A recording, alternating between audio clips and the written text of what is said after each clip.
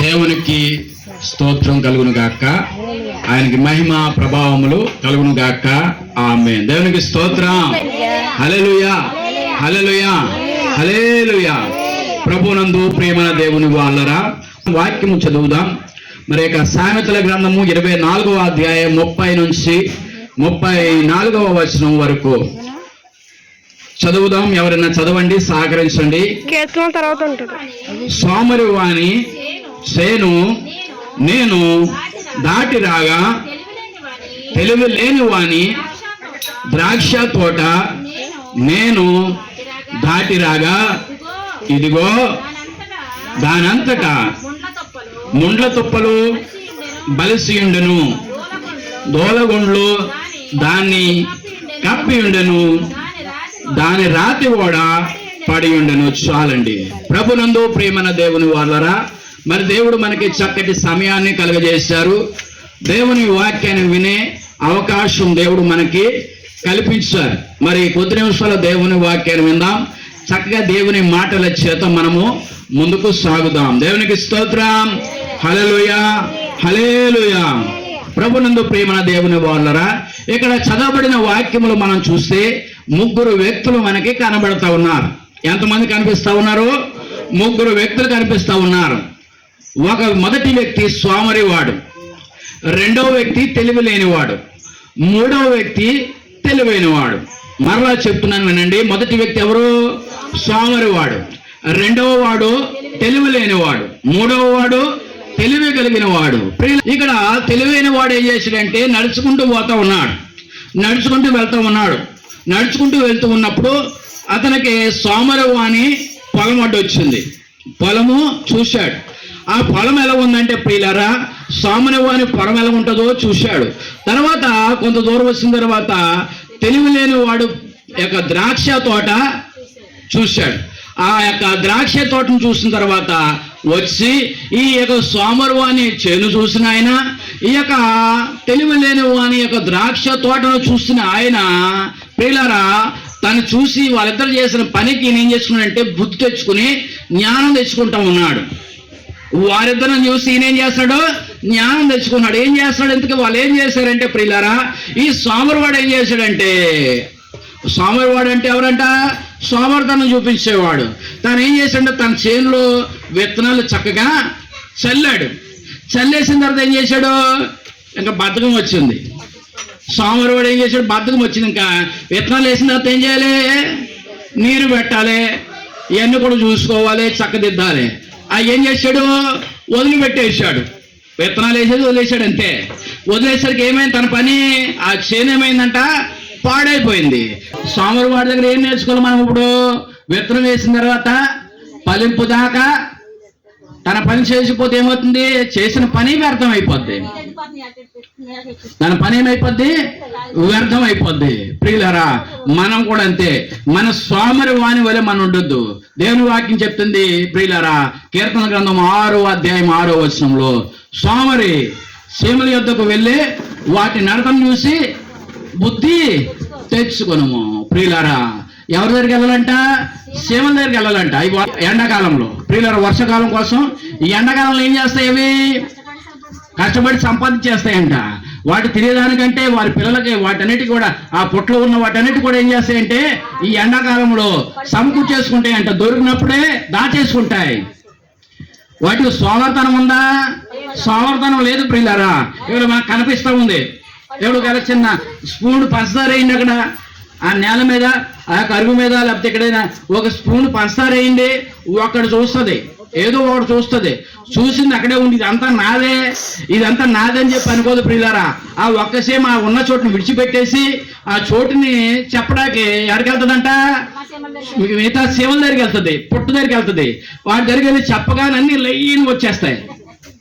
అన్ని వచ్చేసి ఏం చేస్తాయి? అవన్నీ కూడా ఎక్కడ తినేవి ఉన్న చోటు తినవు, ఎక్కడ తీసుకెళ్తాయి? వాటి నివాసంలో దాచిపెట్టేసుకుంటాయి. దేవునికి స్తోత్రం. హల్లెలూయా. అవి చూసి దేవుడు చెప్తున్నాడు, సోమరి, చదవండి కీర్తన గ్రంథం 6వ అధ్యాయం 6వ వచనంలో, సోమరి సీమల యొద్దకు వెళ్ళుము, వాటి నడతను చూసి, వాటి నడతను కనిపెట్టి జ్ఞానము తెచ్చుకొనము. దేనికి స్తోత్రం. దాని నడత అటువంటిది ప్రియులారా. దాని అంతటా అదే సంపాదించుకోదు. మిగిలిన వాటన్నిటిని కూడా తీసుకొచ్చి తన భారమును, తన పనిని, తనకు కలిగిన దానిని అంతా కూడా అక్కడ ఉపయోగిస్తూ ఉంటుంది. తనకేం లేదు, సోమరితనం లేదు. ఏం లేదు, సోమరితనం లేదు. కష్టపడే తత్వము, సంపాదించుకునే తత్వము, ఉన్నదానిని ఉపయోగించుకునే తత్వము. దేవునికి స్తోత్రం. హల్లెలూయా. బద్ధకం అంటారు ఒక్కోసారి, సోమరితనాన్ని ఏమంటారు మరొకసారి, బద్ధకం అంటారు. ఈ బద్ధకం ఉన్నవారు ఏం చేస్తారంటే, ఎందాక నిద్రపోతావు, ఇంకా కొంచెంసేపు అడే రాస్తుంది వాక్యం కింద ఏమనంట, ఇంకా కొంచెం పుణికెదనని, ఇంకా కొంచెం నిద్రించదనని నువ్వు అనుకోకు. అనుకుంటే నువ్వేం చేస్తావు, దరిద్రత నీ ఇంటికి వస్తుంది. నువ్వు అలా ఉండొద్దు, యాక్టివ్గా ఉండాలి. నువ్వు ఎలా ఉజ్జీవంగా ఉండాలి, చక్కగా ఉండాలి. సోమరి వాని వలె ఉండొద్దు. ఆ సోమరి వాని చేను ఎలా ఉందంటే, విత్తనాలు వేసి దానికి కావాల్సిన నీరు పెట్టగా దాని అందరూ అదే పండేస్తుంది, దాని అందరూ అదే కాయలు కాసేస్తుంది అంటే కుదరదు. దాన్ని సంరక్షించుకోవాలి. మనం కూడా ఎలా ఉండాలంటే ప్రియులారా, దేవుని మందిరానికి సమయానికి రావడానికి, పాటలు పాడడానికి సోమరితనం చూపించకూడదు. పాటలు పాడడానికి సోమరితనము చూపించకూడదు. దేవుని దగ్గర అనేది సోమరితనం అనేది ఉండకూడదు. దేవునికి స్తోత్రం. హల్లెలూయా. మొదటి స్థానం ఎవరికి ఇవ్వాలంట, దేవునికి ఇవ్వాలి. దేవునికి మొదటి స్థానం ఇచ్చినప్పుడు దేవుడు మనలను కనిపెడతాడు, మన యొక్క హృదయాలను చూస్తాడు. మనకు కావలసినవి ఏమిటి, మనకి ఏమి అవసరము, ఏమి కావాలో ఏమిటి, నువ్వు చేస్తున్న ప్రార్థనకి నువ్వు ఎంతగా దేవుళ్ళు ఎదుగుతున్నావో, సోమరితనం చూపించకుండా ఎలాగో మోకరిస్తా ఉన్నావో, ఎలా ప్రార్థిస్తున్నావో, ఎలాగ దేవుణ్ణి కొనియాడుతూ ఉన్నావో, దేవుణ్ణి ఎలా గర్వపరుస్తూ ఉన్నావో దేవుడు చూస్తాడు. దేవుడు చూసి నీకేం చేస్తాడో, నీకు ఏమి లోటు ఉందో, నీకు ఏమి తక్కువ ఉందో, నువ్వు వేసిన విత్తనము ఏమిటి, నీరని విత్తనమా, నీ బిడ్డలని విత్తనమా, నీ పొలం అని విత్తనమా, నీ స్థలం అని విత్తనమా, నీకు ఉద్యోగం అని విత్తనమా, చదువు అని విత్తనమా, ఏమిటి అది ఫలించేలాగా దేవుడు నీకు తోడుగా ఉంటాడు. అంతేకాదు ప్రియులారా, సోమరి వానికి దేవుడు ఏంటంట, బుద్ధి వచ్చినట్లుగా జ్ఞానాన్ని ఇస్తాడంట. దేవుడే ఇస్తాడంట. జ్ఞానం లేని వారికి దేవుడే జ్ఞానములు కలుగజేస్తాడంట. తెలివి లేని వారికి దేవుడు ఏం చేస్తాడో తెలివినిస్తాడంట. దేవునికి స్తోత్రం. హల్లెలూయా. సోమరి వాడిని మాత్రం మనం ఏమీ చేయలేం. తను ఏం చేయాలంటే బుద్ధి తెచ్చుకోవాలంట. అది తెలివి తక్కువ వాడు. ఈ తెలివి తక్కువ వాడు ఏదో పని చేసేదనుకున్నాడు. ద్రాక్ష తోట వేసాడంటే ఇంకేంటి, పొలాలన్నిటికంటే ఉన్నతమైంది ఏంటంటే ద్రాక్ష తోటే. ఆ ద్రాక్ష తోట వేసాడంటే చాలా సంపాదించేద్దాం, ఇది చేద్దాం, అది చేద్దాం అని చెప్పేసి ఆశగా చేశాడు. తన దగ్గర ఏం లేదు, దాని మీద జ్ఞానం లేదు. దానికి స్తోత్రం. హల్లెలూయా. హల్లెలూయా. ఒక ఆయన మరి రొయ్యల చెరువు వేసాడంట, 4 ఎకరాలు రొయ్యల చెరువు వేసాడు. ఆ రొయ్యల చెరువు వేసేసరికి దాన్ని ఎలా పండించాలంటే వాళ్ళ ఫ్రెండ్ ఫోన్ చేసి చెప్తూ ఉండేవాడంట ప్రతిసారి. ప్రియులారా, అలా చేస్తూ ఉండేవాడు. చేసి ఏం చేసాడంట, అది నష్టపోయాడు. దానికి స్తోత్రం. హల్లెలూయా. దాని గురించి దాన్ని ఎలా చేయాలో, ఎలా చూడాలో తెలుసుకోవాలి. నష్టపోయాడు. తర్వాత పండ్ల వ్యాపారం చేశాడు. ఎలా అమ్మాలో కూడా తెలీదు. ఏం చేశాడు ఆయన దగ్గర ఏం లేదు, పంటను ఎలా పండించాలో, ఎలా జరిపించాలో, తన యొక్క టైంకి వైరస్ వస్తుందా, అది ఎలాగెళ్తుంది, పిల్లలు ఎలాగెళ్తుంది, రోజుల పిల్లలు ఎలా చూసుకోవాలి, ఎలా చేయాలి, అన్నీ కూడా ఆయన దగ్గర ఏమి జ్ఞానం లేదు. ఆయన దగ్గర ఏం లేదు, తెలివి లేదు. ఎలా చేయాలో తెలివి లేదు. తర్వాత ఏమైపోయాడు, లాస్ అయిపోయాడు. తర్వాత పళ్ళ వ్యాపారం స్టార్ట్ చేశాడు. పళ్ళ వ్యాపారం ఎలాగ అమ్మాలో తెలియదు. బండి ఎక్కడ ఉంటే అక్కడ ఉంచును కూడా అంట, సిగ్గేసి. దేవునికి స్తోత్రం. అలా ఎటువంటి బావులు చూస్తారే మరి. ఇప్పుడు ఏం చేయాలి, ఏదైనా దిగేమంటే దాన్ని స్టార్ట్ చేసామంటే నిలబెట్టుకోవాలి. దానికి స్తోత్రం. అల్లెలు అంటే పండుగ కొట్టుకొని నుంచుంటే ఆ కాయలు కొనడమ్మా అంటే ఏం చేస్తారు ఇక్కడ, ఊరు వాళ్ళు చూస్తారేమో, సిగ్గేసి బండి పెట్టేసి దూరం నుంచును కూడా అంట. అంటే ఎవరిని వస్తే చూస్తే అడిగితే చూద్దాం. దేనికి స్తోత్రం. అలా ఇప్పుడు ఏమైంది, దాంట్లో కూడా తన దగ్గర ఏం లేదు, తెలివి లేదు. దాంట్లో చేసామంటే నిలబెట్టుకునేలాగా ఉండాలి. జ్ఞానం రావాలి. దేవుడు ఇస్తాడు. తెలివి లేని వారికి దేవుడు తెలివినిస్తాడు. జ్ఞానం లేని వారికి దేవుడు జ్ఞానం ఇస్తాడు. తెలివి లేకయే చాలా మంది పడిపోతూ ఉన్నారు. తెలివి లేకయే చాలా మంది నిలబడలేకపోతూ ఉన్నారు. తెలివి కలిగి మనం జీవించాలి. తెలివి కలిగి ఎలా నిలబెట్టాలి, ఎలా నడిపించాలి, ఎలా ఉండాలి అనేది మనము పిల్లల ద్వారా కూడా నేర్పించాలి. పిల్లలకు కూడా దేవునికి ఏం ఉపయోగించాలి, తెలివి ఎక్కువ ఉపయోగించకూడదు, తెలివి తక్కువ ఉపయోగించకూడదు. దేవునికి కావాల్సినది మనం ఏం చేయగలమో అదే చేయాలి. అది తెలివి కలిగిన వ్యక్తి చేయగలిగింది. దేనికి స్తోత్రం, హల్లెలూయా. ఆ చేనుని, ఈ యొక్క ద్రాక్ష తోటను చూసి ఈ యొక్క తెలివి కలిగిన వాడు, అంటే తను ఏం చేశాడు, ఎందుకు తెలివైన వాడు అయ్యాడంటే దాన్ని చూసి విత్తనాలు వేసి వదిలేసిన ఆ యొక్క సోమరువాని చేను చూసి ఈయన ఏం తెచ్చుకున్నాడు, జ్ఞానం తెచ్చుకున్నాడు అలా ఉండకూడదు అని. తెలివి లేని వాడిని చూసి, అంటే తను ఏం చేశాడు, గోడ కూడా కట్టించేశాడు ఎవరు రాకూడదని. ద్రాక్ష తోటలు నాటించేశాడు, ఖర్చు పెట్టేశాడు. కానీ ఎలా కట్టించాలి, ఎలా ఉండాలి అంటే దాన్ని బలంగా ఏం చేయాలి, ఎలాగ చూసుకోవాలి అని ఆయన దగ్గర ఏం లేదు, తెలివి లేదు. చేయాలని ఆతృత ఉంటుంది, సాధించాలని కోరికలు ఉంటాయి, కానీ మన దగ్గర ఏం లేకుండా తెలివి లేకుండా ఉంటుంది. కాబట్టి తెలివి కావాలి మనకి. ఈ ఇద్దరి దగ్గర చూసి తెలివి లేని వాడి దగ్గర తెలివి ఉండాలని తెలుసుకున్నాడు. సోమవారి దగ్గర నేను సోమవారితనంగా ఉండకూడదని తెలుసుకున్నాడు. మనం కూడా ఆ విధంగా ప్రియులరా సోమవారి వలె సోమరితనం చూపించకుండా, రెండోది తెలివి తక్కువగా మనము ఉండకూడదు. తెలివి తక్కువ వారు ఎక్కువగా మోసపోతూ ఉంటారు. తెలివి తక్కువ వారు ఏమైపోతారంట, మోసపోతారు. దేవుడు అంటాడు, మోసపోకడి దేవుడు ఎక్కిరించబడడు. మోసపోవద్దు అంటున్నా. తెలివి తక్కువ వారు ఎక్కువగా మోసపోతూ ఉంటారు. దేవునికి స్తోత్రం, హల్లెలూయా, హల్లెలూయా. ప్రియమైన దేవుని వాళ్ళరా, ఈ తెలివైన వారు ఏం చేస్తారో, తెలివి తక్కువ వారు ఏం చేస్తారంటే ప్రియులారా, ఒక పళ్ళ కొట్టు ఉందనుకోండి, లేకపోతే కూరగాయల కొట్టు ఉందనుకోండి, అక్కడ ఆయన రేట్ చెప్తాడు. ఆ కేజీ ఈ విధంగా ఎంత రేటు ఉంది, అర కేజీ ఎంత రేటు ఉందని చెప్తాడు. ఈ తెలివి కలిగిన వాడు ఏం చేస్తాడంటే, తెలివి తక్కువ వాడు పర్లేదు ఇక్కడ భలే ఉంది, రేట్లు తక్కువ ఉన్నాయి, లేకపోతే చేసుకుందాం చేసుకుంటాడు. తెలివి కలిగిన వాడు ఏం చేస్తాడు, ఇంకో షాప్కి వెళ్దాం, ఇతను అడుగుతాడు, చెప్పిన రేటు కంటే తక్కువ ఉండే, అంత ఏముంటుందండి, ఇవ్వండి తగ్గించే అని చెప్పి అంటాడు తెలివి కలిగినోడు. ఇవ్వకపోతే మళ్ళీ ఇంకో షాప్కి వెళ్ళి అదే తెలివిగా ఆ రేట్లు తగ్గించుకుని తనకు అనుకూలంగా మార్చుకుని తెచ్చుకుంటాడు. ప్రతి దాంట్లో కూడా ఆ తెలివి ఉపయోగిస్తాడు. చేపలు కొనటంలో కానీ, పళ్ళు కొనటంలో కానీ, కూరగాయలు కొనటంలో కానీ, దేనిలోనైనా సరే తెలివి కలిగిన వాడు ఏం చేస్తాడంటే రూపాయి ఒట్టి పోనివ్వడు. ప్రతి దాంట్లో దాని యొక్క రేటుని ఫిక్స్ చేసుకుని ఇంత కావాలి తనకు అనుకూలంగా మార్చుకుంటాడు. ఈ తెలివి తక్కువ వాడు ఏం చేస్తాడంటే 1000 రూపాయలు పట్టుకెళ్తే రేపు 1200 కూర్చున్నట్టు వస్తాడు. అంటే ఇంకా అప్పు చేసుకుని ఇంకా సరిపోయే డబ్బులు ఇంకా పక్కన ఇచ్చేతను, ఇంటికి వచ్చిన ఇచ్చేతనని చెప్పేసి ఇంకా ఖర్చు పెట్టి తీసుకొస్తాడు. తెలివి తక్కువ వాడు. ప్రియులారా, దేవుడు అలా వద్దు అంటున్నాడు. తెలివి తక్కువ తరం ఉంటే మోసపోతాం. మోసం చేసేది ఎవరంటే సాతాను. సాతాను చేతులు మనం మోసపోకూడదు.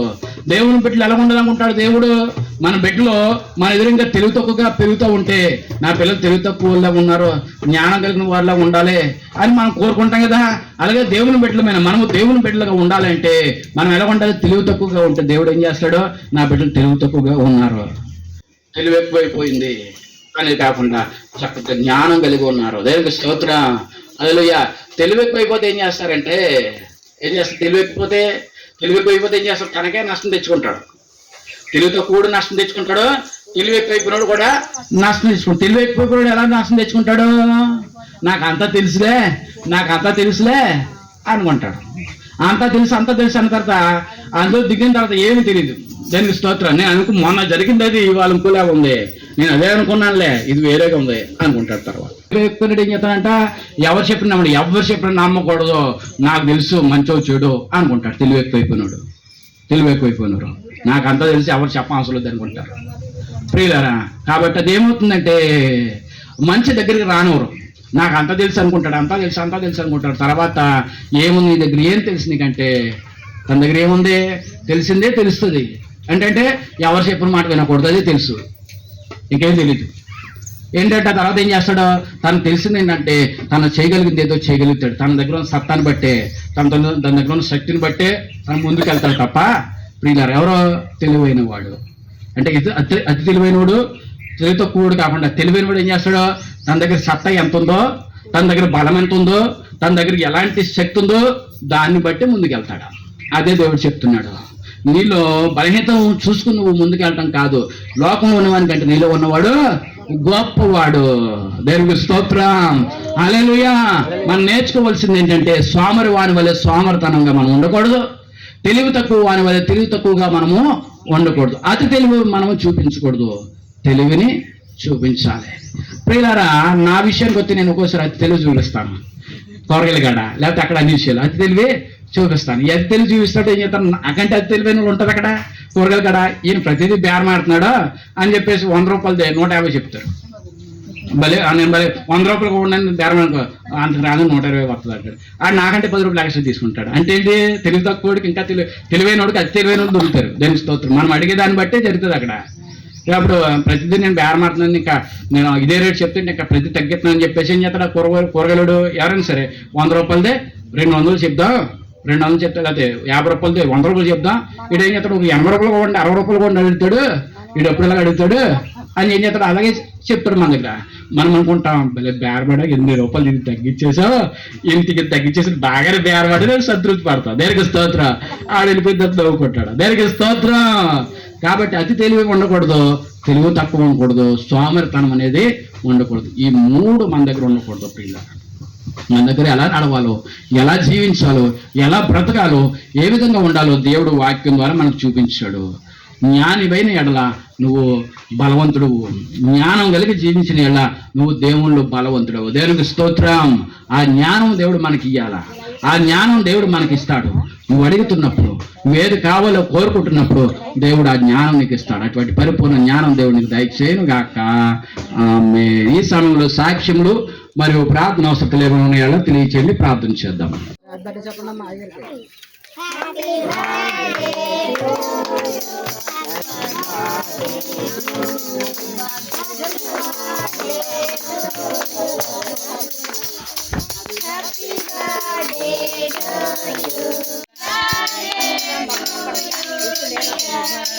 Okay.